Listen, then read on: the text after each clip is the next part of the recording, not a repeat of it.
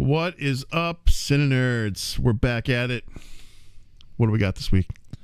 Well, I am JP. Oh, they know who we are by now. We might have a new viewer. Okay, new viewers. This is JP, and I'm Ryan. Welcome to our madness. No, but what do we pick this week?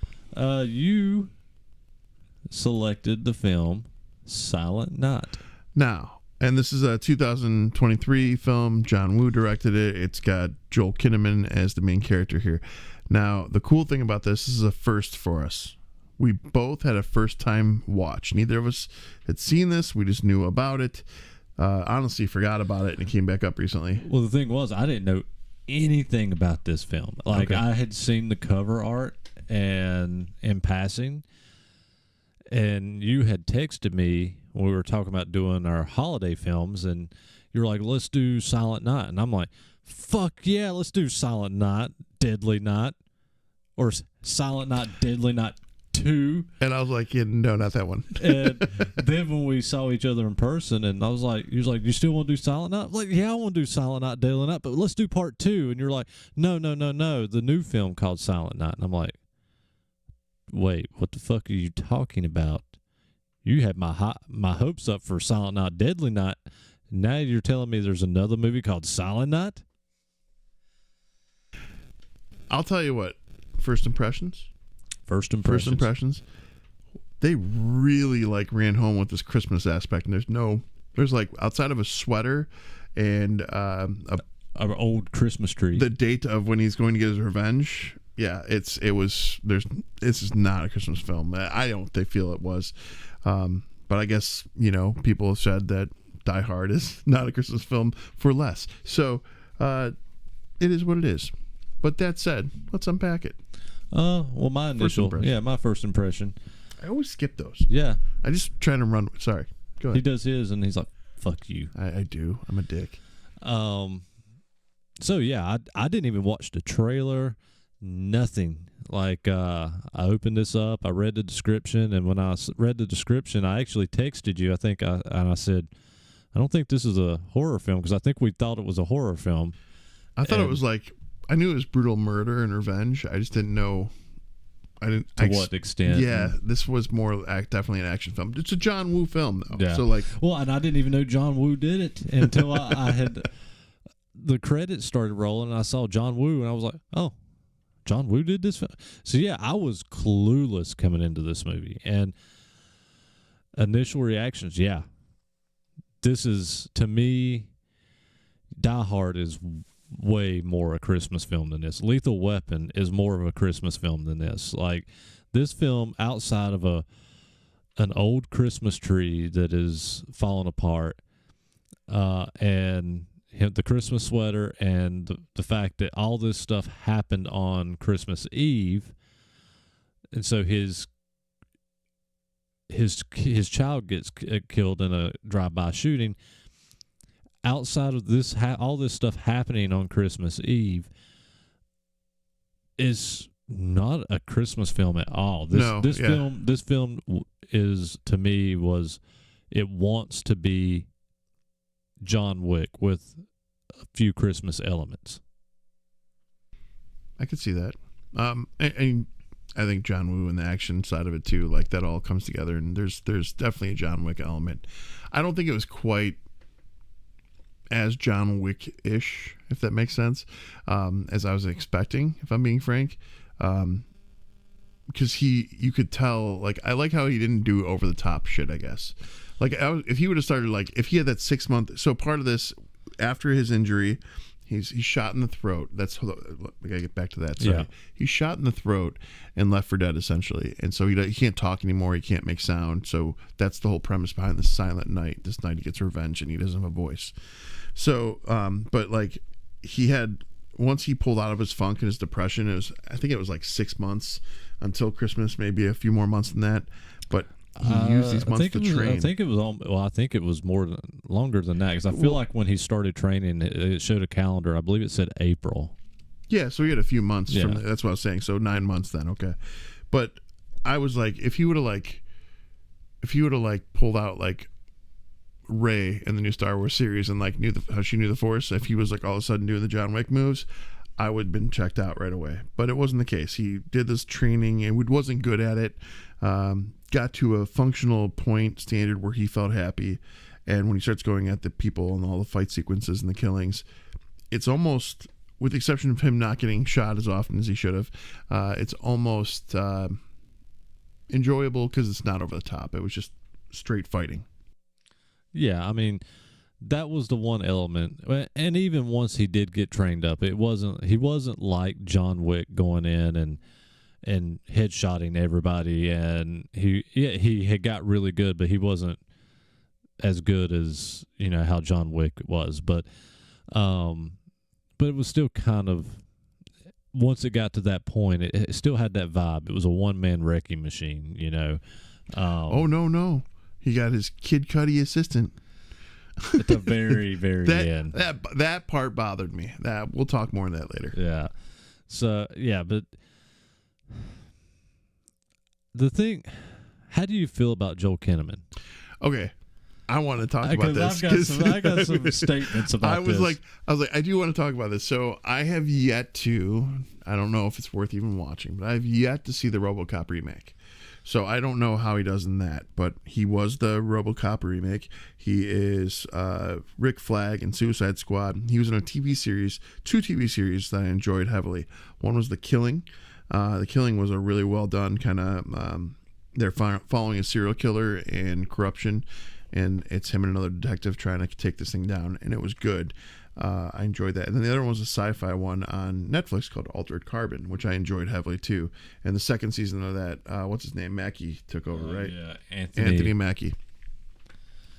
So he's got potential to be great. I can't stand the dude's hair. Like, I have to be real. Like, I know looks whatever, but he's got this like weird stringy hair that like looks scared, like he's got scarecrow mop. It's weird, but he can be good. He's got the possibility to be good. This movie, I'll let you go from there, and then I'll tell you a little more on my thoughts. This is my statement. I have a statement about Joel Kinnaman, and every film I have ever seen him in, RoboCop, Rick Flag, Suicide Squad, Alter State, you know, all these other things I have seen him in. It's like, man, he's kind of cool, but he's never great. No, he is never great in anything. Can I go? Yeah. I don't know if you're done. Sorry. So to that point, I do feel this was one of his best performances I've seen, because he doesn't have a line of dialogue. The dialogue was what bothered me. Like, I can get past dialogue. I appreciated that because he wasn't using his voice, that he was still understanding that his facial expressions mattered. And there's a lot of acting happening on his half that you normally wouldn't have seen, but like his eyes are like the urgency, the severity of the emotions, the loss, everything that you would see in somebody normally if you were just looking at them. This is what he actually made you see, and I felt it. So I enjoyed that about him on this. But the dialogue can be rough when he has that, so I know what you're saying. Yeah. Well, and this film has very little dialogue at all. Like 3 lines, if that. Yeah, it's very, very, very minute, and one of them is one guy has a gag in his mouth and just screams "fuck you" through it. That's like one of the 3. Yeah. So I mean, that's where the title comes in, Silent Night, or really it's Silent Year. Yeah. So So Joel Kinnaman, I was going to talk about that too because he's such a weird character. The detective in this, who is the one who is an investigating detective on his child's shooting and the gang fight that happened afterwards, he doesn't do that great of a job, or he gives up, or whatever the case. So when Brian, which is the character's name of Joel Kinnaman, when Brian starts like really digging into this, he goes into his office to visit him. He wanted to talk with him. He delays and he's not in there, and he's taking pictures of all the mugshots of all the gang members, so he has all the info in one spot. And he puts together like a dossier of all their comings and goings and this and that. And after he takes out the first of these gang members, just drops that off with him and said, "This is I'm doing what you should have done." That's what he said in there. Yeah, he wrote him a letter and said, I did what you had a year to do. Yeah, and for whatever reason, like instead of having it be like, I've never felt a more forced relationship in a film. They were just like, he's like coming up the stairs in the building where he knows there's a gang fight happening, the detective, and he gets up to the top and Joel's already in a bad spot and he starts backing him up and they're like nodding at each other like they've been bros for years and like almost smiling. And I'm like, what the fuck is happening? Like, yeah. So weird. Yeah, that was awful. Now, that whole scene was pretty good. Like, that whole act, you know, coming up through the building and him one-man wrecking crew shooting everybody. And I got Punisher vibes, not going to lie. I was going to say, it felt very Punisher, especially kind of his Punisher stance. Warzone. Well, and it's a stance, too. Like, even our Punisher now. Yeah. But the way that he does a tactical stance with his arm up like this, that's very John Barenthal. Yeah. Yeah, it definitely had a Punisher vibe. Yeah, I had a frog in my throat. It wanted to come up, and JP's dying over here, so I just had to make sure. I just might have beat the hell out of it. I saw his eyes bulge forward. It was. I got that too, and the whole final act is I actually enjoyed this movie. Figured you were gonna from the final act, like from the car chasing, the car chase scene, and the shootouts.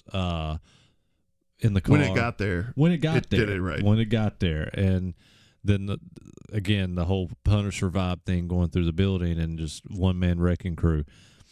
But man, it took a long time to get there. It did. It took a long time to get there. I do feel like I would have felt really, really annoyed if I didn't get that little bit of story though when it did kick in, because you have to give him some kind of depth, some kind of character. It's not somebody we've already had. It's not somebody we're grasped onto, and I feel like they had to do that. But once it got there, well done, great execution. I like the car chase too a lot. Yeah, well, I mean,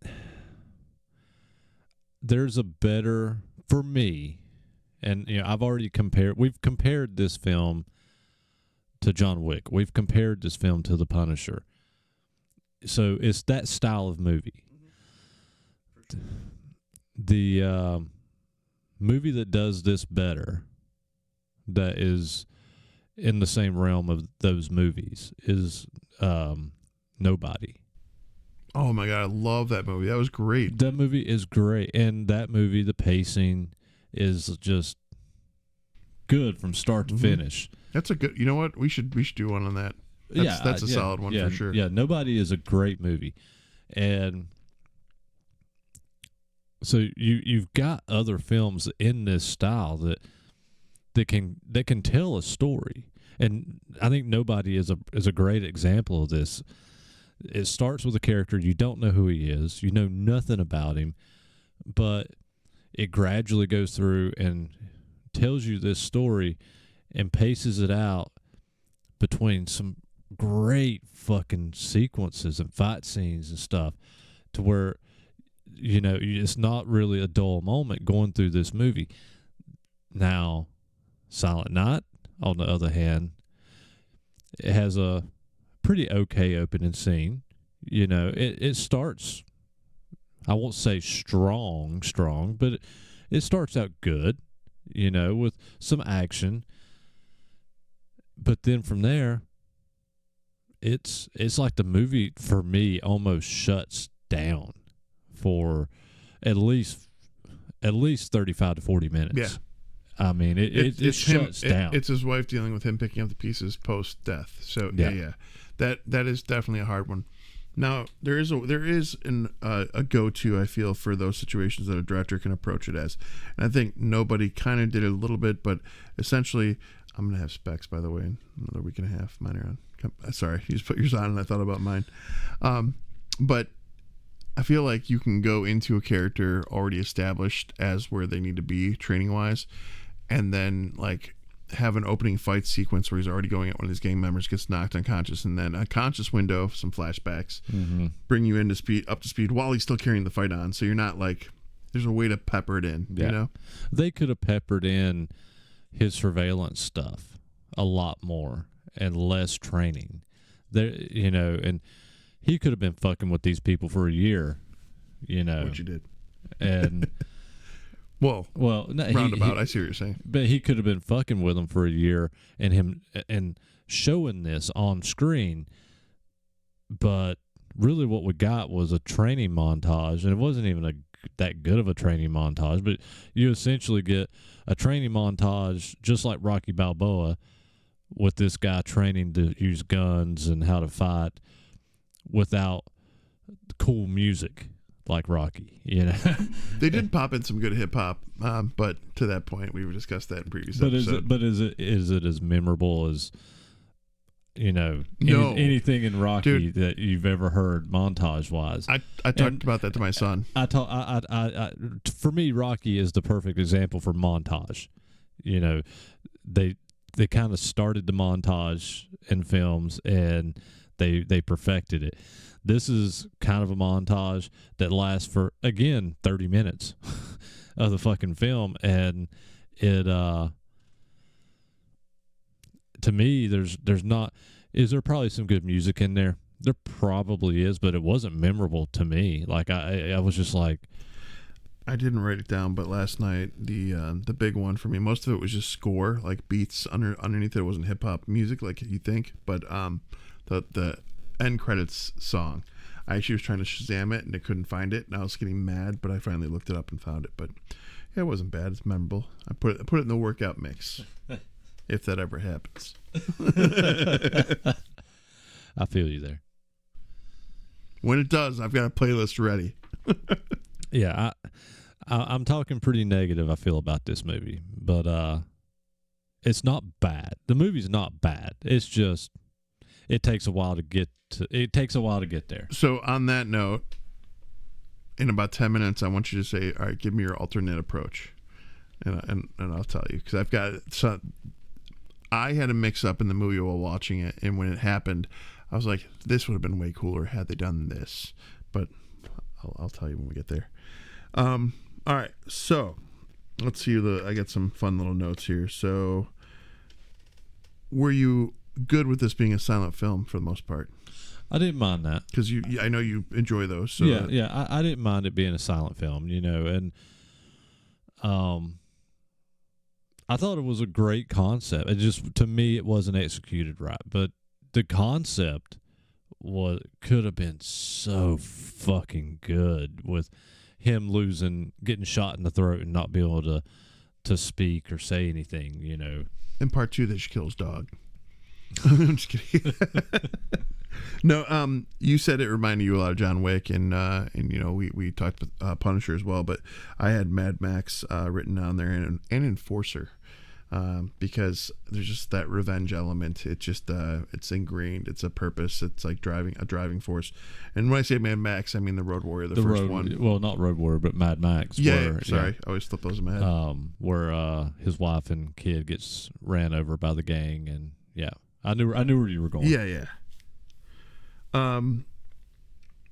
I talked a lot of shit on here about it not being a Christmas movie too. What was it? 6 months of training. With that, I didn't know until they were in the fight scene with the chase with the vehicles. I saw him reinforcing the front bar. He made a bulletproof. He put bulletproof vest all in the doors and stuff. Yeah. I realized after we got to that part, I'm like, wait, that car's not taking it. Oh.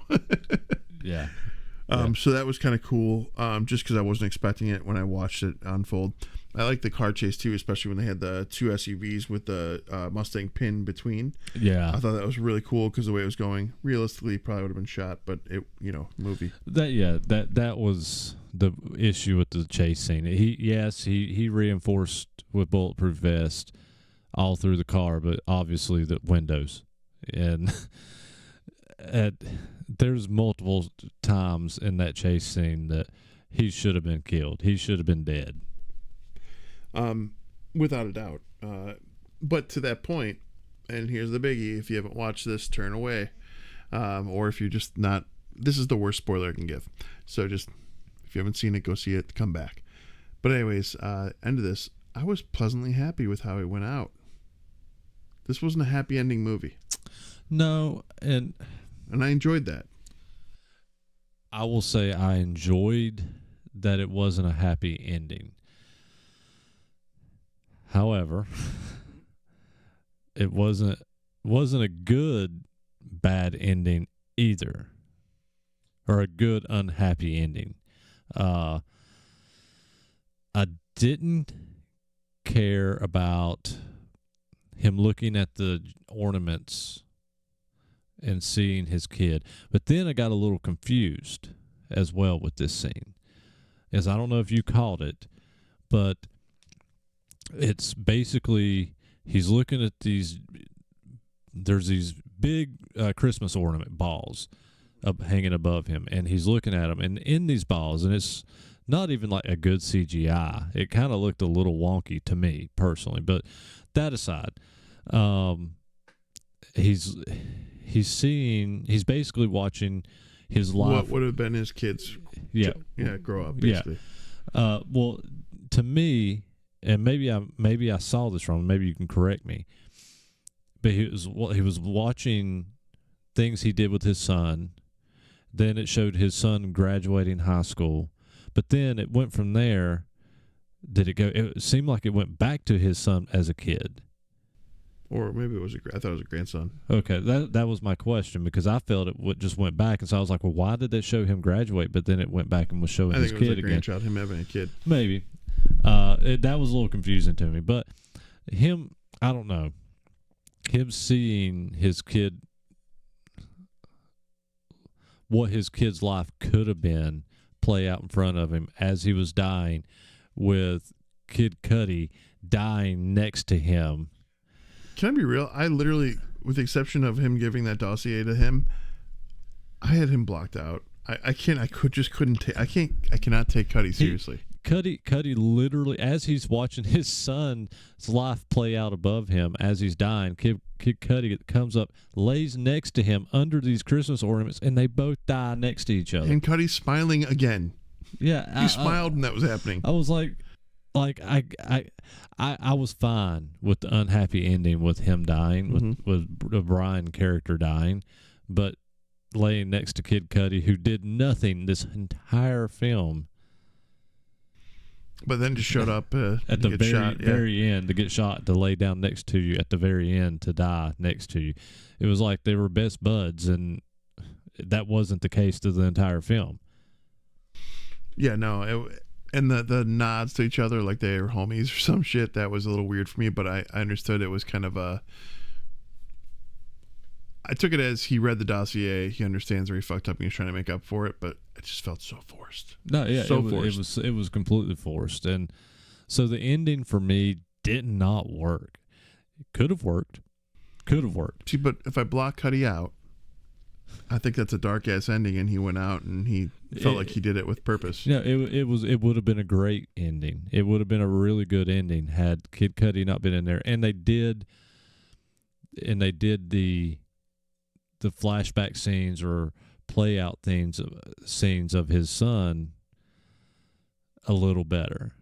To me, it would have worked better. But yeah, that's kind of what you get. But what I did like better, to me, okay, now hear me out. This is what would have worked better. First off, Kid Cudi, get rid of him. Yeah. Just get rid of him. Lay the Brian character down. Show him bleeding out and dying right there. Then move to the next scene. And you can even flash between him dying and the next scene, back and forth, with his ex-wife going to the grave of their child and seeing the train he set up. I'm reading the letter. Yeah. And reading the letter as he was dying. That's a better ending. I mean, yeah, for sure. I got another one. Go for it. All right, so let's talk about Venus. So Venus, the character of Venus, is the main, the villain, the bad guy in this. It's his girl, if you will. There's a moment where earlier in the film, there's an interaction between the guy that he's stalking, which is this gang leader, and his girlfriend. And he gets knocked on the ground by the gang leader, and then she throws I don't know if it's a popsicle, Slurpee, something on him. It looked like green slime. Yeah, it looked like green slime. But he notices, for some reason, it's pointed out at that moment that she's a heroin addict and there's marks on her arm. And then they kind of pan away from her fast. So I was like, okay, that's whatever. We get to towards the end, and the drug dealer, the gang guy, whatever, he essentially, his name's Playa, by the way. Playa is essentially shooting her up to make her high, and then he's dancing with her while he knows that this attack is coming from below. The thing that keeps spinning, though, the Venus, her face looks just like Brian's wife. They're very similar in these two actresses, how they look. So I'm thinking throughout the movie, by the way, Brian continues to hallucinate almost, seeing his deceased son. And he keeps hugging his son, and he keeps seeing him. He awkwardly in public hugs a little kid because he thinks it's his son and it's someone else's kid. That was a little weird too. Yeah, that was weird. But I was thinking in my head at that point, though, I'm like, wait a minute. Did Playa take his wife after their son died, and she's been with him the whole time, and it's in his head that she was at home? Because she was it was just texts. It was nothing interactive. And so I started thinking, I'm like, okay, so he took the wife. The wife is really, because there's a moment that took that further when they're standing off in the hallway. He sees her, and he won't shoot her, and she shoots him twice. Yeah, I was like, what just caused an emotional pause? What's going on? I couldn't understand why he was pausing, and then he put his gun down. Yeah, and I was like, I thought he just gave up because that was his wife, and he just realized it. See, I didn't think that. I was confused. I was like, why? Why are you doing this? Shoot her. But to me, I would have actually liked to see if the mom spiral, the good version, was what was in his head, and that was further the reason why he was hunting this guy, and he realized it in that moment. That would have been cooler to me too, as well. That whole time, I was thinking, if you'd have just shot her, you and Kid Cudi both would have probably lived. Without a doubt. So what would you tell me? Ask you in 10 minutes? That was it. Oh, that was it. That was okay. So I basically had the theory that would have been. At first, I thought that was the theory that we go with, and I'm like, wait a minute, no. Now I see the wife at the end; she's at the grave. So I saw that she was actually who she was. But before that, I was like, are these the same chick? Is she super skinny, but it's her still because of the drugs? I don't know what's going on. So I definitely overread into it, but I thought it would have been a much cooler ending, just like you said, for yours. So yeah. So this was John Woo's first movie since 2003 in America. Right. First, it was his American comeback. Yeah. That's what it was called. Which I wouldn't boast about that so much, but I don't think it was bad. I even wrote in there, not decent movie, not great, but not good. Did I get box office numbers? I think I did. I've got some box office numbers here someplace. Oh, I got them too. Okay. It wasn't good. Oh no, this definitely failed. I do think so. 23. No, this would have been fine. I was like, was that impacted by pandemic? But nope. Mm-mm. Okay, so budget 10 mil was what I had. I rounded these two. I didn't do the point whatever. U.S. was 8 mil only, and worldwide 11 mil. Mm-hmm. Yeah, that's what I got. So with that, they barely broke even, and we won't be seeing any more out of this. No. And that's fair too. There was not a lot of hype too. I do feel like in 23, movie theater numbers were down significantly in the beginning of the year. So I do feel like overall, though, people weren't. There wasn't as much promotion going into movies at that time. No, they were still hesitant. And I believe last year was also when they the big controversy happened with the Black Widow movie, and the royalties not coming to the actors correctly, and there's a big whole thing. I think there was strike last year, right? So there was the writer strike and the actor strike. Yeah, so I just don't think certain movies last year were marketed to the best of their ability. Had they marketed this a little bit better, it might have had a better chance, but I just didn't see anything about it. I saw one trailer, I think, online, and then forgot about it until it went into my queue recently again. I kept seeing the cover art, in stores or on shelves and stuff with the movie, but I didn't know a thing about it. Like I said, when I went to watch it yesterday, because I watched this yesterday, I was like, I know nothing about this film. I never even watched the movie trailer for it. So yeah, it was. I literally just did not know anything about this film, and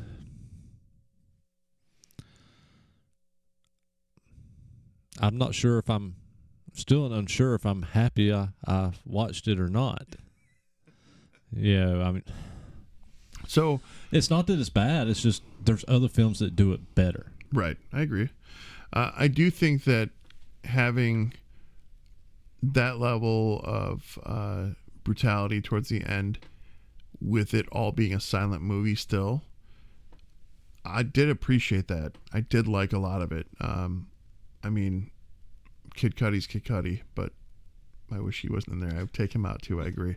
I don't know. Yeah, this one, I'm not better for watching it. I can't talk right now. Yeah, but yeah, it's. yeah. I can't think of a time that I will probably ever watch this film again. To me, No, to me, it's not going back in. To me, it's just like there's other movies like Nobody that are much better than this film. I'm gonna have to add it to the collection though, because I'm keeping all the CineNerds movies. So yeah, it's. I don't know. I mean, you guys watch it. Let us know. Do you think it's rewatchable? I guess because I don't know if I actually think it is or not. So definitely not a Christmas movie. I don't feel it's rewatchable. I've seen it once. I'm good. I'd rather focus my energies elsewhere. But I'm not mad for having watched it. So yeah, I didn't watch it and go, I wasted hour and a half, 2 hours of my life. I watched it and thought, it's okay, but there's better versions of this film. And the one thing that bothered me about this film, again, we touched on, was it's a silent movie for the most part. The concept of somebody getting shot in the throat and losing their voice and going on a revenge killing spree, on paper, that sounds like an amazing film, and it could have been a much better film with that concept, but it failed. It dropped the ball. I gotcha. All right, well, I'll go first. I don't care. What's your movie? I can go first unless you just want to go first. Well, we both hadn't seen it. It was first picks, so no, it doesn't matter. Go ahead. Go ahead. Oh. No. Ah! No, you. Oh, we're going rock, paper, scissors again. Rock, we're back. paper, scissors. 1, 2, 3, shoot. Oh, I messed up the shoot. 1, 2, 3, shoot. 1, 2, 3, shoot. Damn. All right. At least it wasn't 6 or 7 this time. You want me to go first? Go ahead. All right. So I think I've said most of my points. So Kid Cudi was kind of an annoyance. I did like the beginning. I agree with JP that there's like a 35-minute window that definitely dragged hard, and it was hard to get past it. They definitely could have done that a little bit different. The action sequences when they kicked up were great, though. I did like those. I didn't like Kid Cudi's intrusion at the end, if I'm being honest. And I do like that it doesn't end on a happy note, that it's realistic in that he had a mission to get revenge on the people who killed his kid. He did it, and he went out in the blaze of glory, kind of. So all those things combined, it wasn't anything miraculous. I went with 2.8 nerds on this because it was nothing horrible, nothing bad, and there was more elements I liked than disliked. So 2.8. We are pretty much going to be almost together on this. Yeah, everything I've said, I don't know if I don't think I'll ever watch it again. It's not very rewatchable. Great concept. Good action sequences. I mean, it's done by John Woo. I mean, you can kind of expect some good action sequences with him. But man, it's slow. It starts slow and then it picks up. Yeah, I mean that's kind of it in a nutshell. I can't even say anything else much I hadn't already said about it. Yeah. I'm literally going to throw this straight in the middle. It's going to be a 2.5. Okay. Watch it. at your own risk. If you want to see that style of movie and you're into that style, you may really enjoy this film. And I didn't hate it, but I'll never revisit it again. If you like action film and you have nothing else going on, you want to throw a good movie in for a quick little action thing. But I enjoyed it for that one-time watch, and that's pretty much it too. Yeah. So yeah, agree. Before I say my usual routine, I'm going to start with this.